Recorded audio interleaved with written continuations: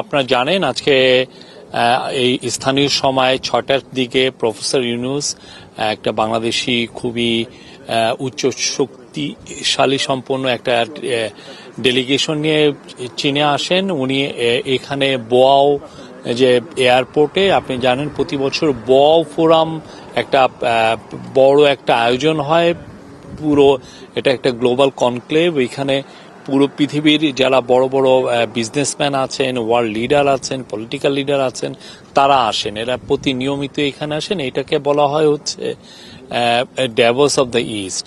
ড্যাভোসে যেমন ধরেন পুরো পৃথিবীর সমস্ত বড় বড় সিইও, বড় বড় ওয়ার্ল্ড লিডার, অনেক ক্ষেত্রে আমেরিকান এবং চাইনিজ লিডাররাও যেরকম থাকেন, তো সেইটার আদলে এখানে বোয়াও ফোরামের অন্যান্য মানে এশিয়ার যারা বড় বড় লিডার এরা থাকেন, অনেক সময় ওয়েস্টার্ন লিডাররাও আসেন। এবং এখানে একটা বড় ফিচার হচ্ছে যে প্রচুর প্রাইভেট সেক্টরের যারা এশিয়ায় টপ প্রাইভেট সেক্টরের যারা লিডার তারাও আসেন। উনি আপনি জানেন ওনার সাথে দুজন অ্যাডভাইজার এসেছেন, ফজলুল কবির খান যিনি এনার্জি এবং ইনফ্রাস্ট্রাকচার দেখছেন, এবং ফরেন অ্যাডভাইজার তৌহিদ হোসেন। তারপরে ওনার সাথে আছেন high representative on Rohingya issues doctor Khalilur Rahman, এবং বিডার chairman, executive chairman Chowdhury Ashik Mahmud. তো উনি আজকে তাদেরকে নিয়ে একটা মিটিং করেন। মিটিংয়ে সবাইকে বলেন যে বাংলাদেশের বিষয়টা আরো জোরালোভাবে, তারা যেহেতু এই বোয়াও ফোরামের বাইরেও বিভিন্ন সাইড লাইনে অনেকগুলো মিটিংয়ে যেহেতু তারা অংশগ্রহণ করবেন, তো সেই কারণে তাদেরকে জোরালোভাবে কি কি করণীয় সেটা আজকে উনি বলেছেন। এবং কালকে আমাদের সত্যিকার অর্থে কালকে খুবই বিজি ডে। কালকে খুব সকালে প্রফেসর ইউনূস বোয়াও ফোরামে রওনা দিবেন। বোয়াও ফোরামে এসে উনি প্রথম কাজটা হবে যে চাইনিজ এক্সিকিউটিভ ভাইস প্রিমিয়ার, উনি খুব সিনিয়র একজন চাইনিজ লিডার, তার সাথে কথা হবে। সেখানে তার সাথে একটা মিটিং, এর পরে উনি বোয়াও ফোরামে এশিয়া এবং এমার্জিং ইস্যুগুলো নিয়ে একটা 7-8 মিনিটের উনি একটা স্পিচ দিবেন। তারপরে অনেকগুলো মিটিং আছে, রাশিয়ান ভাইস প্রিমিয়ারের সাথে মিটিং আছে, ডেপুটি প্রাইম মিনিস্টারের সাথে মিটিং আছে। তারপরে ফাও, আপনি জানেন ফুড অ্যান্ড এগ্রিকালচার অর্গানাইজেশন, ফাও এর বাংলাদেশে ওদের যথেষ্ট ইনভলভমেন্ট আছে। অনেক বিষয়ে তারা আমাদেরকে এগ্রিকালচার বিষয়ে পরামর্শ দেয়, টেকনিক্যাল সাপোর্ট দেয়, অনেক বিষয়ে তারা ইনভলভ হয়। তার সাথে ফাও এর যে ডিজি উনি এখানে আছেন, তার সাথে একটা বায়োলেটারাল মিটিং হবে। এবং বান কি মুন, আপনি জানেন যে আগে উনি ইউএন এর সেক্রেটারি জেনারেল ছিলেন, বান কি মুনের সাথেও ওনার একটা কালকে মিটিং আছে। এছাড়া এই সাইড লাইনে বেশ কিছু প্রাইভেট সেক্টরের লিডারদের সাথে মিটিং হওয়ার আশা আমরা করছি। তো এই বিষয়গুলো কালকের ফোকাসটা এখানে আছে। আর পরের দিন মূল হাইলাইটটা হচ্ছে যে প্রেসিডেন্ট শি জিনপিং এর সাথে তার মিটিং, এবং এটা মিটিংটা হবে এখানকার টাইম, বেজিং টাইম সকাল 10টায় মিটিংটা শুরু হবে। গ্রেট হল অফ পিপল, ওদের যেখানে শি জিনপিং ওয়ার্ল্ডের টপ লিডারের সাথে যেই জায়গায় মিটিং করেন, সেই জায়গায় মিটিংটা হবে।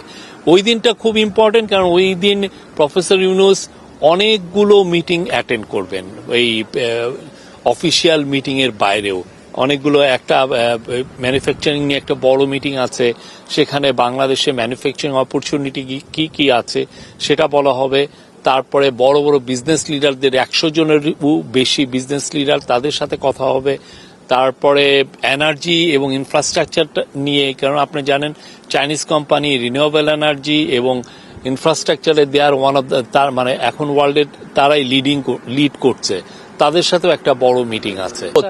তৃতীয় দিনে প্রফেসর ইউনূসের মূল ফোকাসটা হবে যে পিকিং ইউনিভার্সিটি।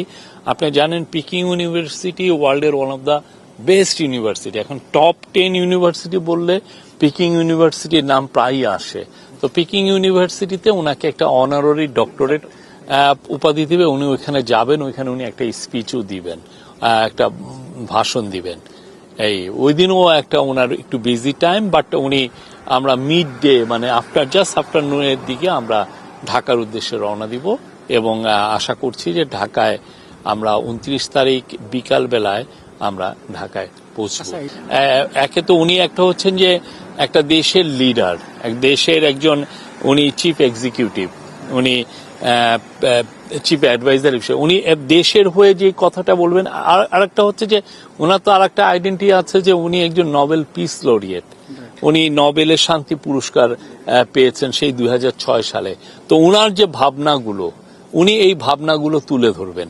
এই ভাবনাগুলোটা ওইটার মধ্যেই বাংলাদেশের ভাবনাগুলো আসবে। আগামীকাল একটা বড় মিটিং আছে হচ্ছে চায়নার এক্সিম ব্যাংকের প্রধানের সাথে। আপনি জানেন যে বাংলাদেশে চায়না যে ইনভেস্ট করে বা বাংলাদেশের বিভিন্ন প্রজেক্টে যে ফান্ডিং করে, এটার মূল সোর্সিংটা হলো এক্সিম ব্যাংকের মাধ্যমে করে। তো এক্সিম ব্যাংকের সাথে অনেক বিষয়গুলো, অনেক প্রজেক্টের বিষয়ে একদম সরাসরি আলাপগুলো হবে যে তারা কি ধরনের সাপোর্ট তারা করতে পারে। এক্সিম ব্যাংক চায়নার খুবই বড় ব্যাংক এবং পুরো পৃথিবী ব্যাপী ওরা বড় ইনফ্রাস্ট্রাকচার প্রজেক্ট, বড় প্রজেক্টে তারা ইনভেস্ট করে থাকে। এটা খুবই একটা বড় একটা ঘটনা বাংলাদেশের জন্য। এখন শি জিনপিং ওয়ার্ল্ডের, আপনি জানেন চায়না এখন ওয়ার্ল্ডের সেকেন্ড লার্জেস্ট ইকোনমি, এবং কিছু ক্ষেত্রে ম্যানুফ্যাকচারিং এর ক্ষেত্রে চায়না ওয়ার্ল্ডের নাম্বার 1, তার ধারে কাছে কেউ নাই।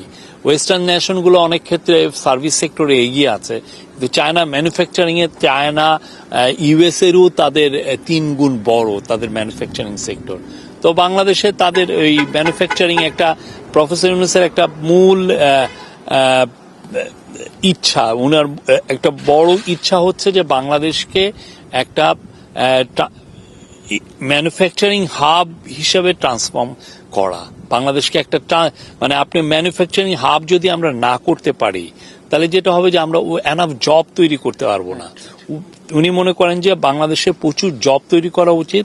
বাংলাদেশে যে ইয়াং ম্যান মিলিয়নস, প্রতি বছর 20 লক্ষ নতুন ছেলে মেয়ে জব মার্কেটে আসছে, তাদের জন্য আমাদের জব তৈরি করতে হবে। এই জব তৈরি করতে পারবে খুবই পারার মূল চালিকা শক্তি হতে পারে ম্যানুফ্যাকচারিং সেক্টর।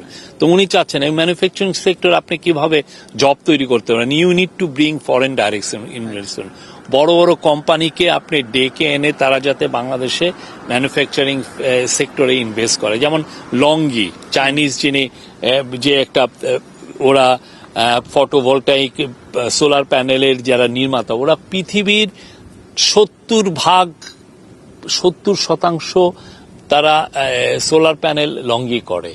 তো লংগি অলরেডি বাংলাদেশকে জানিয়েছে যে তারা বাংলাদেশে তারা ইনভেস্ট করবে, একটা অফিস ইমিডিয়েটলি সেট আপ করবে, তারপরে যে তারা একটা ম্যানুফ্যাকচারিং প্লান্ট করবে। এবং তার জন্য যেটা হয়েছিল যে আপনি জানেন যে চায়নার ইনভেস্টমেন্ট আনার জন্য আগেও কিছু উদ্যোগ ছিল, কিন্তু উদ্যোগগুলো আসলে বেশি দূর এগোয় নাই।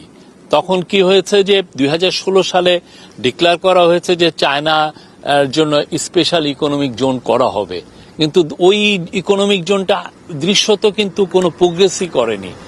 এটা কেন করেনি আমরা এখনো জানি না, বাট প্রফেসর ইউনূস বিডাকে জানিয়েছেন যে খুব দ্রুত এই কাজগুলো করতে হবে, এবং একটা ডেডলাইন ঠিক করে দেওয়া হয়েছে যে চাইনিজ ইকোনমিক জোনের কাজ এই বছর এটার কাজ শুরু হয়ে যাবে। এখানে যেমন ধরেন এই যে হাইনান যে গভর্নমেন্ট, উনি এই হাইনান গভর্নমেন্টের অ্যাডভাইজার ছিলেন, আমরা এটা জানিও না। হাইনান ওদের একটা প্রভিন্স, হ্যাঁ, সেইখানে তো ওদের একটা প্রভিন্সিয়াল গভর্নমেন্ট গুলো চায়নার যে গভর্নমেন্টের যে ব্যবস্থা, গভর্নমেন্ট সিস্টেমে তাদের প্রভিন্সিয়াল গভর্নমেন্টের এনর্মাস পাওয়ার, তারা অনেক শক্তিশালী। তো এই গভর্নমেন্টের উনি অ্যাডভাইজার ছিলেন অনেক আগে। তো এইখানে হ্যাঁ প্রফেসর ইউনূস, প্রফেসর ইউনূসকে সবাই চিনেন, উনি আজকে আসছেন না। কত সালে ওনার গ্রামীণ ব্যাংকের যে মডেল এখানে রেপ্লিকেটেড হয়েছে, ওনার সোশ্যাল বিজনেস মডেল এখানে রেপ্লিকেটেড হয়েছে, সবাই নিয়েছেন। এবং উনি যেই বলেন যে 30 ক্লাব, এইখানে চায়নার অনেকগুলো ইউনিভার্সিটিতে এই 30 ক্লাব আছে। তার যে এবং ওনার যে বই, যে 30 উপরে বই বা ব্যাংকার টু দ্য পোর, এখানে চাইনিজ ল্যাঙ্গুয়েজে এটা অনুবাদ হয়ে এটা একটা প্রচুর বিক্রি হয়েছে এখানে। তো এই জায়গায় উনি খুবই পরিচিত মুখ চাইনিজ লিডারদের কাছে, ওনার যে পরিচিতি এটা অকল্পনীয়। তো উনি এইটাকে অবশ্যই আমরা চাচ্ছি যে এই ওনার যে পরিচয়কে কিভাবে আরো আমরা আমাদের বাংলাদেশের উপকারে কতটুকু আনা যায়। কত সালে উনি ছিলেন এটা একটু? উনি ছিলেন না, উনি এখানে আসছেন, এসে উনি বিভিন্ন ইউনিভার্সিটিতে উনি স্পিচ দিয়েছেন, 3-0 ক্লাব উনি ইনস্টল করেছেন, সোশ্যাল বিজনেসের উপরে উনি বক্তব্য দিয়েছেন এবং সোশ্যাল বিজনেসের উপরে উনি এই অনেকগুলো ইউনিভার্সিটিকে এই বিষয়ে সেন্টার সেট আপ হয়েছে। তো এইখানে সবাই ওনাকে চিনেন এবং ওনার যে গ্রামীণ ব্যাংকের যে মাইক্রো ক্রেডিট যে এটা যে এটার মাধ্যমে যে পোভার্টি ইরেডিকেশন করা যায়, এখানেও এটা স্বীকৃত। তো ওনাকে, আর আপনি জানেন তো চায়না পুরো তার 1979-এ চায়না ওপেন আপ হয় ডেং জিয়াওপিং এর আমলে। তারপরে সেই 4 দশকে চায়না কিন্তু 80 কোটি লোককে তারা পোভার্টির থেকে অবমুক্ত করে তারা আরো উপরে চলে গেছে চায়না। এবং এমনও হতে পারে যে আগামী 10 বছরে চায়না হবে পৃথিবীর লার্জেস্ট ইকোনমি। হ্যাঁ, তো সেই জন্য উনি একটা ভিত্তিপ্রস্তর তৈরি করে দিতে চাচ্ছেন প্রফেসর ইউনূস, যাতে বাংলাদেশ এবং চায়নার মধ্যে একটা সুদৃঢ় মজবুত একটা খুবই ফ্রেন্ডলি একটা রিলেশনশিপ হয়।